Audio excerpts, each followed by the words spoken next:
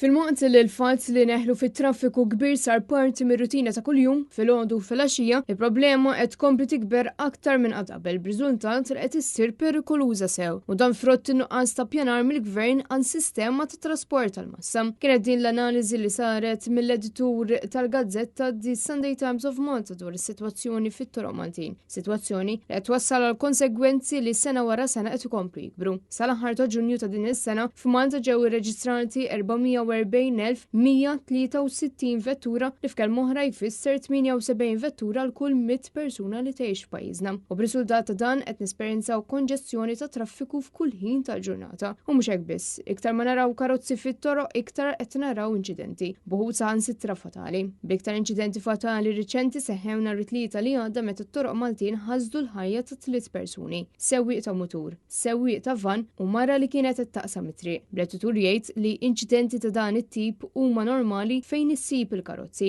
Iżda din is-sitwazzjoni l-gvern ġaba bideh. Dan apparti nuqqas ta' rispett fit-toroq b'sewwieqa li jitfgħu li karozzi f'nofs ta' triq biex jinżlu jagħmlu qadja u wħud mill-kuntratturi fit-toroq li jiksru liġijiet b'riżultat li joħolqu periklu kbir u anke sempliċi bumper to bumper li toħloq konġestjoni sieħa. U kien hawnhekk fejn l-editorjal appella biex il-gvern mhux biss idaħħal liġijiet ġodda imma jassigura li kull liġi tkun infurzata. Dan kif qed naraw sewwieqa li jiksru l-liġijiet għaliex jafu li huma se jaħlu xejn għal dan l-emil.